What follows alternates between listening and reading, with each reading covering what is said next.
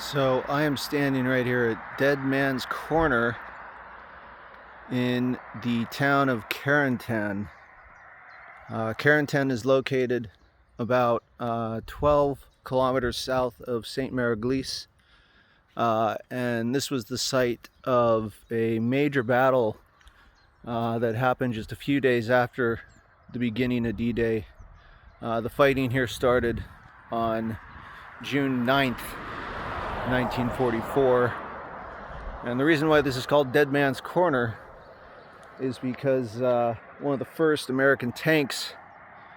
to come through right through this intersection here, it got to this corner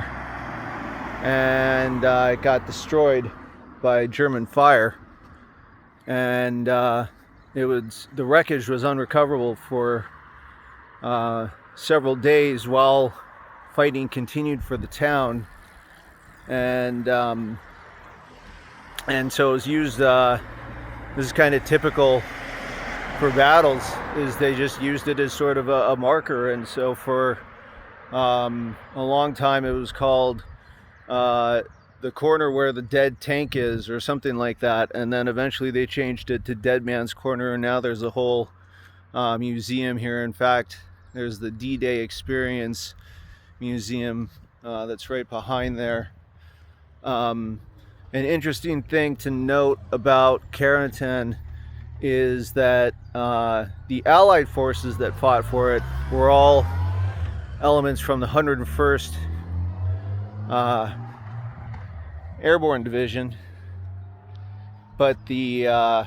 the German forces that were fighting to hold the town, with their objective being to just hold the Americans off, to keep them from having reinforcements come in, with the Americans' goal being to get their forces from Utah and Omaha beaches and the paratroopers from St-Mère-Èglise to be able to get through here and push through here and cut off all reinforcement to the Carentan Peninsula near Utah Beach. But the German forces, the main German forces that were fighting here, they were from the Wehrmacht, the regular German army, but a lot of the German forces were some highly trained Fallschirmjäger units. Fallschirmjäger units were just the German Luftwaffe airborne forces, and a lot of the soldiers in the Fallschirmjäger units that fought here in Carentan were pretty battle hardened. They'd done fighting in Crete and some other places before having to fight in the initial phases of the D-Day invasion. And the Battle of Carentan is pretty famously portrayed in an episode of Band of Brothers. And while it is absolutely true that Easy Company did participate in the battle, they were not they were far from the only unit that fought for the Americans, and it was not just a quick little one-day sort of battle. It lasted quite a long time before the American forces were finally able to drive the German forces out, which was a major success for the Allies, as that allowed them to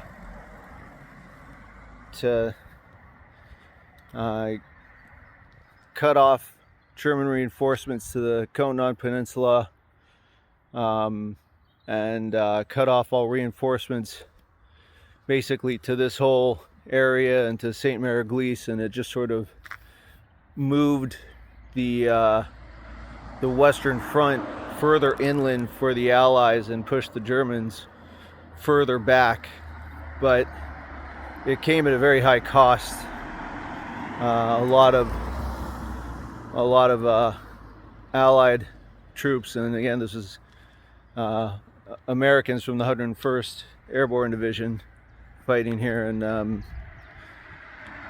they took a lot of casualties in taking this town. And of course, this is just one section of the town, but there you go. That's Carentan, and of course, if you're a video game nerd, a World War II video game nerd, you probably played Call of Duty, and they have the Carentan map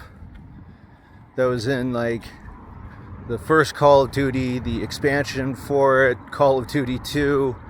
It was a single player campaign level in the first Call of Duty,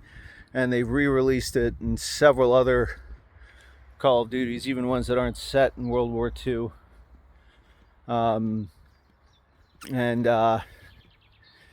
If you have watched Band of Brothers and played the Call of Duty games and hadn't picked up on the fact that they like to recreate a lot of the Band of Brothers episodes for the Call of Duty levels and maps, for the American maps, then you probably should pay a little bit closer attention. But anyway, that's Carentan for you.